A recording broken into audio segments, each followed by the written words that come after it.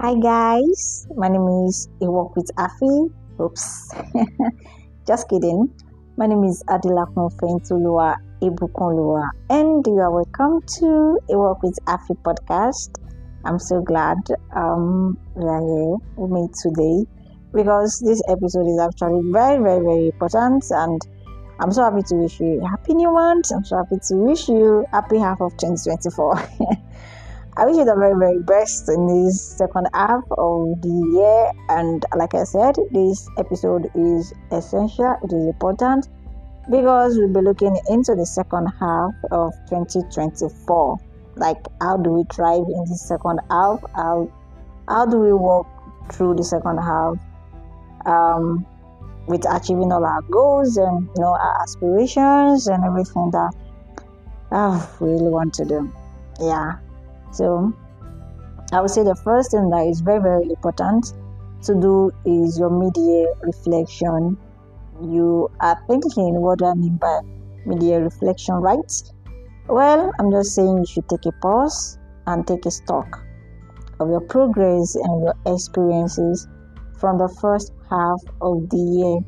A lot of things must have happened in the first half of the year. You must have experienced a whole lot of things. You must have had a lot of progress and at the same time setbacks. So you have to take a pause before you continue the second half of 2024. Take a pause. Take a stock of what has happened in the first half. You need to highlight your achievements. You need to identify the areas that you need to work on and you need to improve. So how do you go about your mid-year reflection? Like I said, it's important, right? For you to thrive in this second half of 2024, you need to go about your mid-year reflection. So how do you do that? You need to list your achievements. I mean, both the small and the big achievements. Why? Because you need to celebrate your wins. No matter how little, no matter how big, you have to celebrate your wins. Like, why won't you do that? Can you go back in time and analyze the things that you had to go through before you were able to come about the achievement? Okay, so why don't you want to celebrate yourself? Why don't you want to give yourself the bigger treatment? Why don't you want to give yourself the big boy treatment? You need to actually celebrate your wins, no matter how big, no matter how small. It will help you. That's one truth I will tell you. It will help you. It will boost your confidence. It will help you. It will boost your motivation.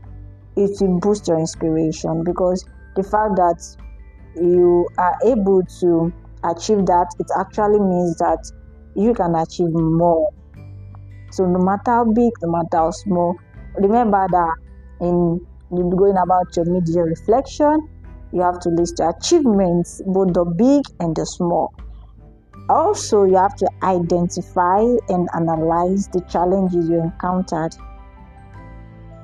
It is important that you check how you address the challenges, because it will help you in the future.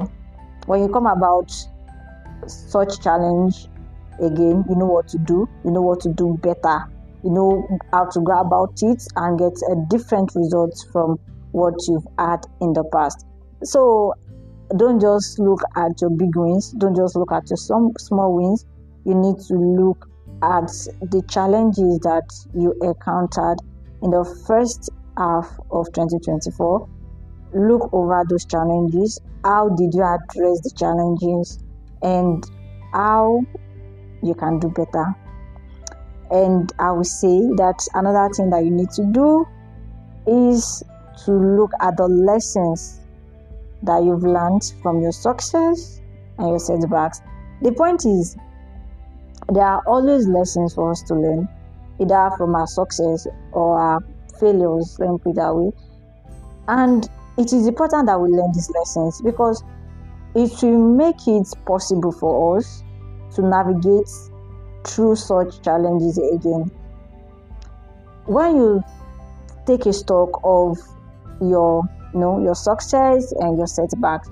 When you do that, it will help you look at what happened over the period of time, how you responded to a particular issue or problem or event. Now, what can you do better? Okay, what would happen if you do it another way around? Okay, fine. With that, you are learning a lot of lessons, you are acquiring knowledge, and that knowledge now you will need to apply it some other time and to make you wise. Because when people see you do something, you'll be like, wow, that man, that boy, that lady, she's wise. But in your mind, you're like, okay, I'm wise because I've experienced this before. I'm wise because I've gone through this before, and this was what I did. You get, so it's to make you get now like a wise girl, a wise man. So you have to actually learn from your setbacks, you have to learn from your successes, and it is also important that you revisit your goals. Let me ask, how far have you come with your goals?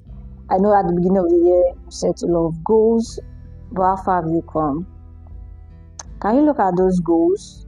Can you see anyone, like any of those goals that lacked a particular attention? Maybe you paid more attention to other goals that you set and you neglected another goal. Because most of the times you set different goals for different aspects of your life, and you realize that at the end of the day, one is affecting the other. You are not like, this one is not working because it's affecting another one, or this one is working well but the other one is suffering. So you need to actually revisit your goals. You need to check the goals that lacked attention the past 6 months of year 2024, and how do you give that goal the attention that needs to be showered on that goal. So it is actually important, and yes, that is the first thing for you to do in order to thrive in the second half of 2024, your mid-year reflection. Now, look into your goal setting and you adjust it, because it is important that you do this. And how do you look into your goal setting? How do you adjust your goal? The only thing that will help you is your mid-year reflection. And based on your mid-year reflection, you either set new goals or you adjust the existing ones. So you check your goals, you check the ones that are still on track, you check the ones that need to be modified. At the same time, you check the ones that they are no longer relevant. For example, now, goals that are no longer relevant. For example, now, at the beginning of this year, you set a goal to read 3 books in a month, like January, February, and March. Now, we are no longer in January, we are no longer in February, we are no longer in March, and God helping you, you were able to actually read 3 books or even more than 3 books in the listed months. So that goal automatically is no longer relevant at this point because you've been able to achieve it. You've done that already. So you need to check your goals. So I'm saying you need to revisit the goals that you've written down. Go and check that goal. Go and check everything that you listed at the beginning of the year.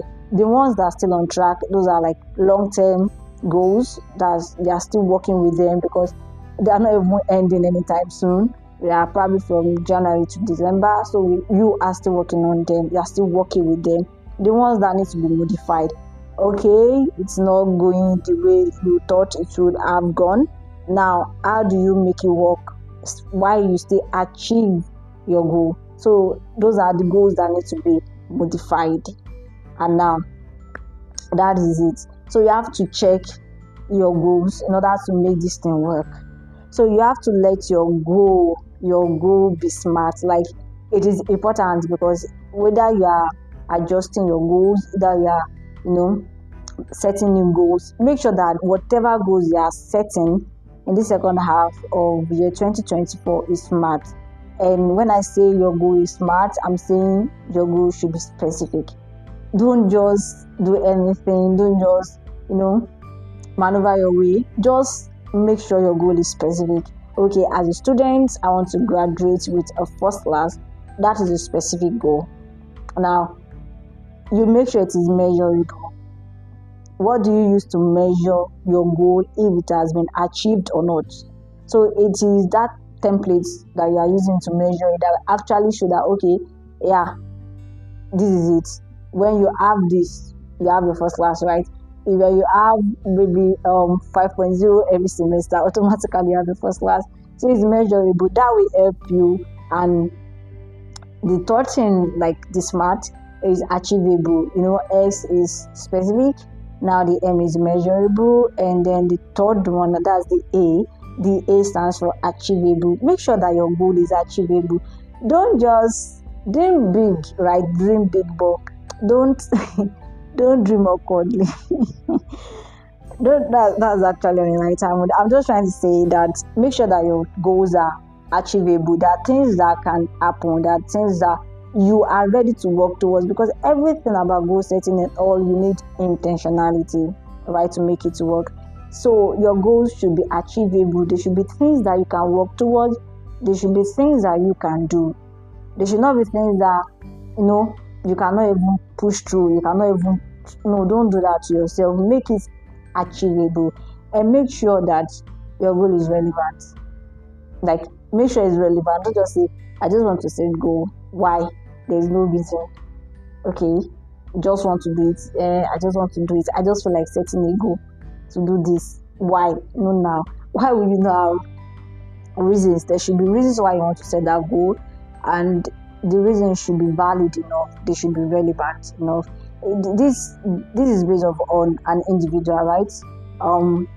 My goal might not seem like what you need right now, but to me, it might be what I need at a particular point in time, and at the same time, it is relevant to me. It might not be relevant to you, right? So I'm just trying to say that, and that is why it is you. It is your smartness. Yeah. So this smart is for you. So you have to look at what works for you, and make sure that your goal is time bound. Like, don't just set goals without putting a time limit.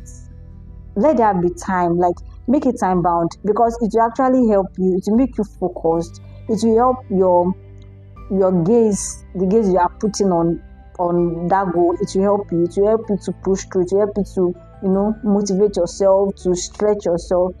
But when there is no time, you are just there. I'll do this more. I'll do. Ah, God, be cool. Don't do that. Make sure that your goal is time bound, and it is either a short term goal or a long term goal. They are both important. They are both relevant. It is great when you mix your goals. Actually, when you mix your goals, it's actually very, very amazing, because you have the short-term goals and you also have the long-term goals. It will help you. It will keep you motivated, because when you are done with one, it's not like you are just done and you are just there. You are just lazy. You are just, I don't know. But when you have the long-term goal as well, it keeps you on your toes. You are moving. You are doing something. You are working. So it is important that you set both long-term and short-term goals. So as you go in the second half of 2024, set short-term goals. At the same time, set long-term goals. And Biko, please, I'm begging you, with the love of Christ, with everything, make sure that your goals are not rigid. Like, make your goals flexible enough. Make them open to adjustments, because there are a lot of benefits that comes with setting flexible goals and goals that are actually open to adjustment. The point is, life is actually full of a lot of unforeseen circumstances. Things might happen, and it probably won't be in the way that you actually envisioned. You get? So the best thing is for you to set a goal that is flexible, so that when life comes and throw itself into your face, you still have something to do. You still have something to bounce back on. So it will help you. It will actually help you, because when all these things happen, it will help you to re-strategize. Probably your priorities might even evolve, because okay, this is what you want to do before. Maybe let me still use the same example I was using. You want to come out as a first class graduate.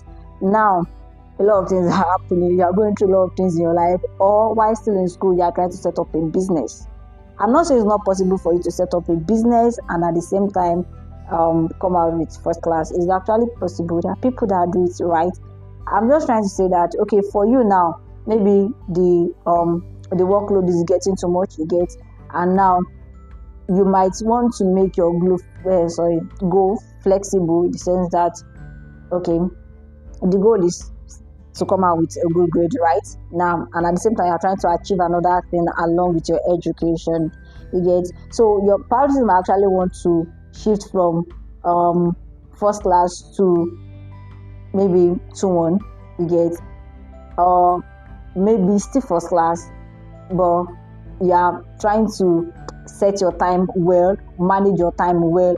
Okay, maybe before all you do is use all your free time to read. Now you want to make it balance that you are also reading because you want the first class, you really want the first class, and you want to establish yourself at the same time.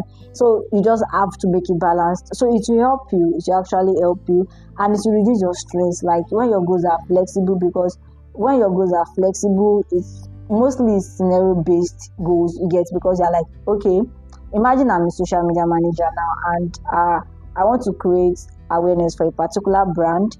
It's more easy that if I say my picture post, that's my photo post now, should reach like 1,000 people in a month. Now my video post should reach 20,000 people in a month. You get, my carousel should reach 5,000 people in a month. Now I'm making it scenario based, you get. So it's not rigid. It's not like, okay, all my posts should reach this or it should be like this. Now the scenario based because I'm still achieving something.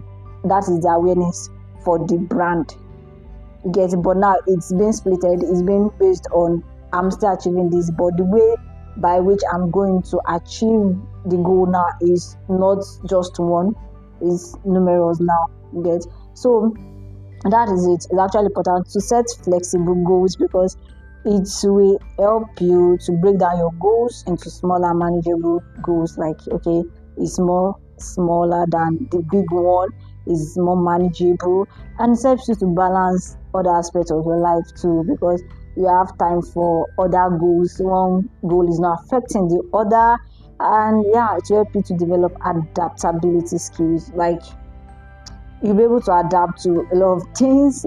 You'll be able to adapt to whatever is happening, because like we said earlier, there are a lot of unforeseen circumstances that will happen in this life. So you just have to be prepared, because flexible goals are constantly reviewed goals. You have to review those goals over and over again. Like, you don't want your goals to take long and just piling. You are not achieving what you want to achieve. So you have to review. When you are reviewing your goals, you are making it more flexible, that okay, it's not working this way.